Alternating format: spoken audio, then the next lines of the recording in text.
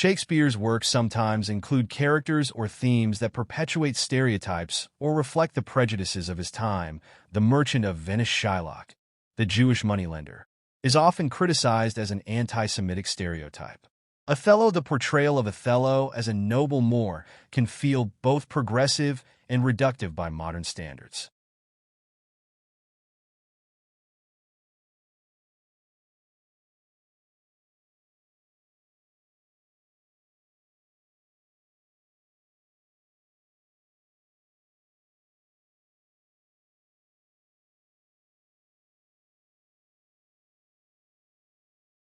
When did the poor have cried, Caesar hath wept? Ambition should be made of sterner stuff. Yet Brutus says he was ambitious, and Brutus is an honorable man. You all did see that on the Lupercal I thrice presented him a kingly crown, which he did thrice refuse. Was this ambition? Yet Brutus says he was ambitious, and sure he is an honorable man. I speak not to disprove what Brutus spoke, but here I am to speak what I do know. You all did love him once, not without cause. What cause withholds you then to mourn for him? Oh, judgment, thou art led to brutish beasts, and men have lost their reason.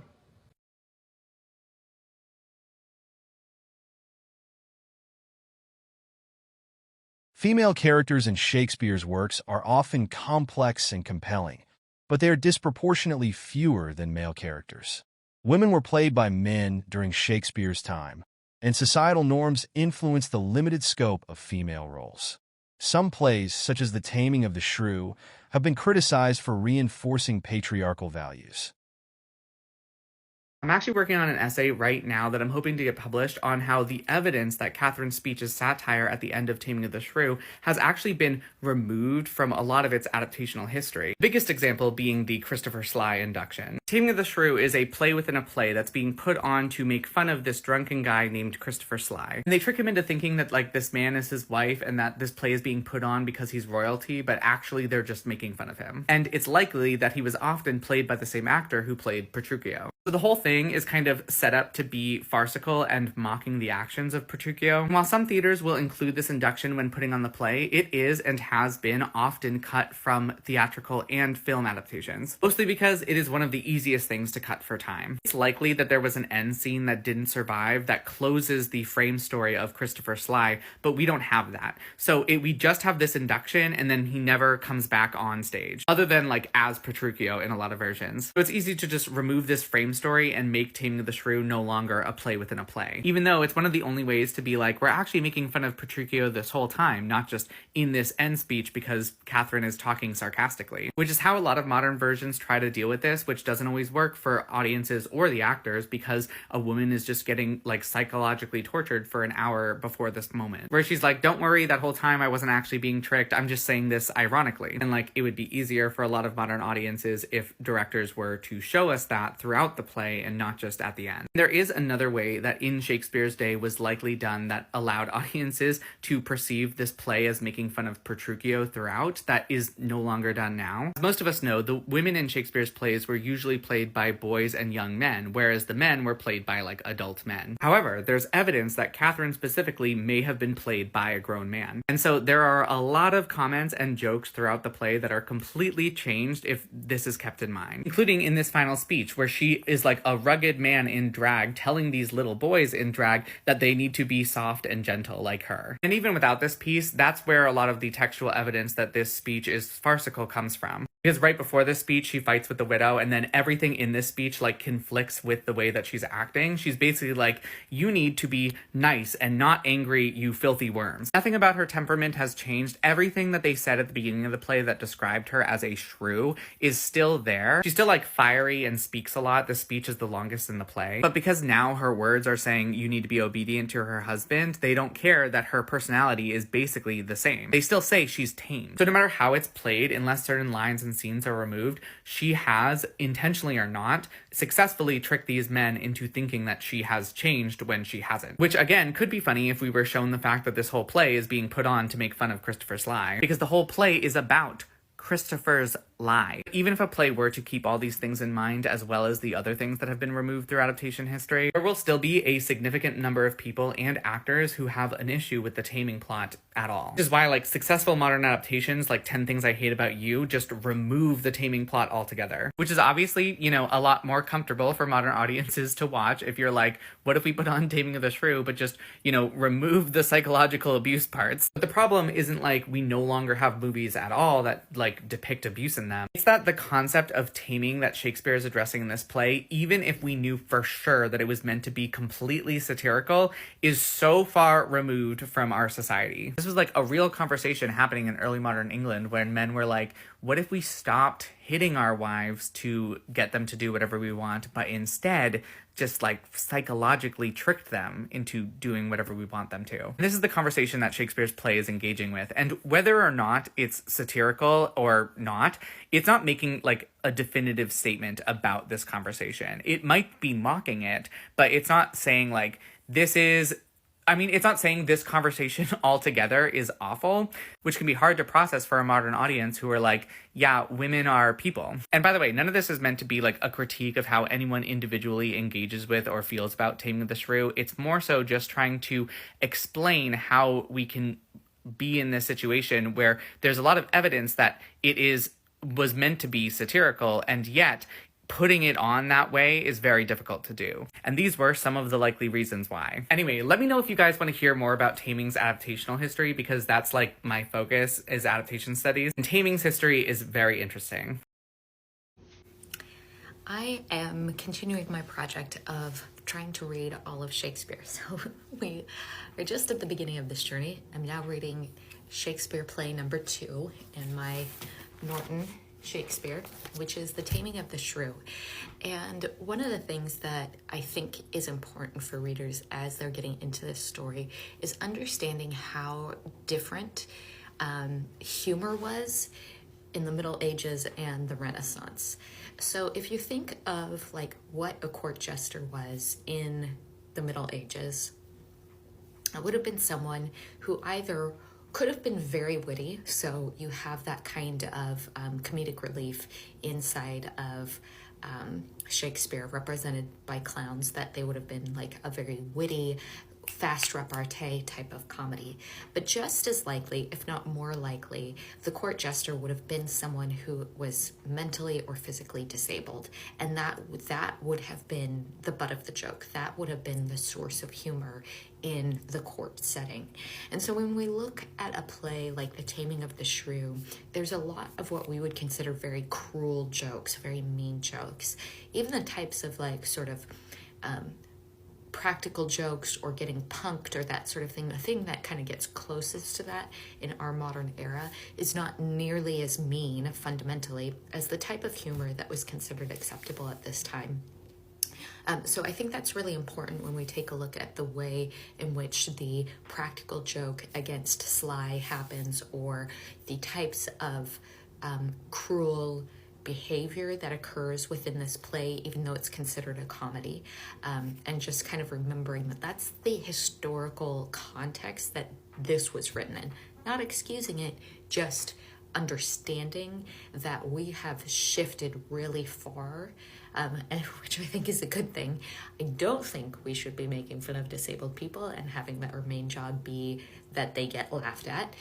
I think that's real bad, but I think it really makes us cringe as modern readers when we see the type of cruelty that is displayed here as though it is funny. And it's helpful to kind of understand that context of how it would have been read in its own time, that would have been comedic content. For us, it's really kind of teeth grinding to read and really unpleasant. I find it unpleasant. I find it kind of like, ugh, oh no.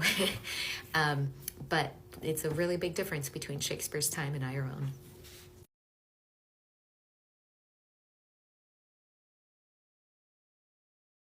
Shakespeare's works sometimes include characters or themes that perpetuate stereotypes or reflect the prejudices of his time. The Merchant of Venice Shylock, the Jewish moneylender, is often criticized as an anti-Semitic stereotype. Othello, the portrayal of Othello as a noble Moor, can feel both progressive and reductive by modern standards. And what is his reason? I am a Jew?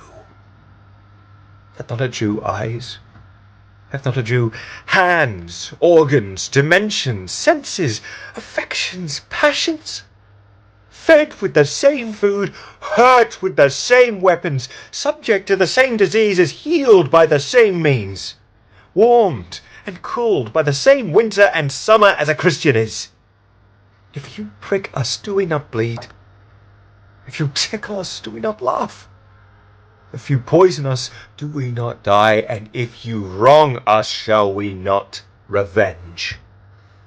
If we are like you and the rest, we will resemble you in that. What exactly is anti-Semitism? Anti-Semitism is basically hatred of Jews because of what they are, Jews. You could imagine that anti-Semitism is a very ancient phenomenon. It already started in late antiquity, and from late antiquity up until today, some sort of repertoire was built with all kinds of anti-Jewish images, anti-Jewish stories, anti-Jewish ideas, and these traveled throughout the ages and becoming part of, you could say, like the culture of a lot of people in Europe. And when really bad things happen, crises for instance, people take out these bad ideas about Jews because they offer a very easy explanation of what's going on in the world. You understand the world better having like a group that is evil, that is doing all the evil in the world, and of course you are the good guys, you are on the right side. A lot of people project it and still, unfortunately, still project bad things on Jews.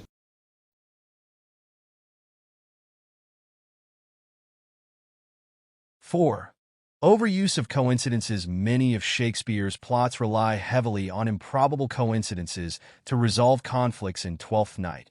Mistaken identities and improbable reunions drive the plot. In Romeo and Juliet, a series of unlikely events lead to the tragic end. Ambiguous authorship. Some scholars question whether all of Shakespeare's works were written solely by him. Theories suggest that other playwrights like Christopher Marlowe, Edward de Vere, or Francis Bacon may have contributed to or authored some works attributed to Shakespeare. This debate, while unresolved, casts doubt on the consistency of his legacy.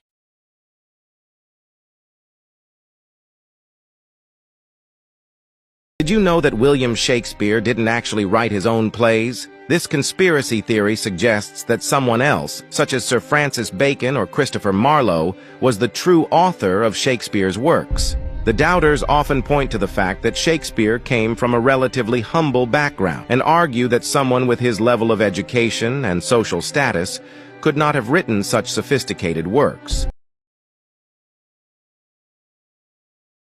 Some of Shakespeare's plays convey moral messages that are troubling by contemporary standards. Measure for Measure explores themes of justice and mercy, but ends with a forced marriage, which feels problematic today.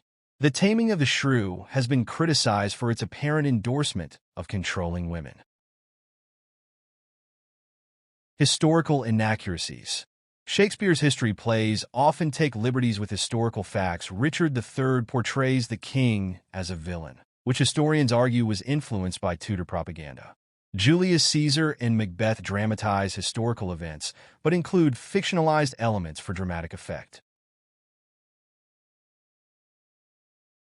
Recycling of plots.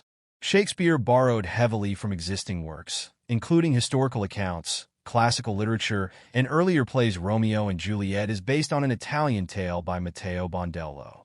Hamlet draws from the Norse legend of Amleth. While this was common practice in his time, some critics view it as a lack of originality.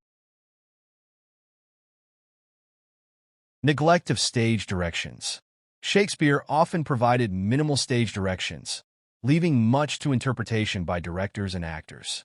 While this allows for creative freedom, it can lead to inconsistencies in how his plays are staged. Overemphasis on tragic endings. Shakespeare's tragedies, while powerful, often rely on bleak and tragic conclusions. King Lear, Hamlet, Romeo and Juliet, and others leave most characters dead or in despair. Critics argue that this can feel formulaic and overly pessimistic. While these mistakes or criticisms reflect Shakespeare's limitations, they also underscore his humanity and the constraints of his era. His willingness to push boundaries and explore universal themes has ensured his work remains relevant and influential centuries later. His imperfections serve as reminders that even the greatest artists are not immune to flaws or critique. Says he was ambitious, and sure he is an honorable man. I speak not to disprove what Brutus spoke, but here I am to speak what I do know. You only love him once, not without cause. What cause withholds you then to mourn for him? Oh, judgment, thou art led to brutish beasts, and men have lost their reason.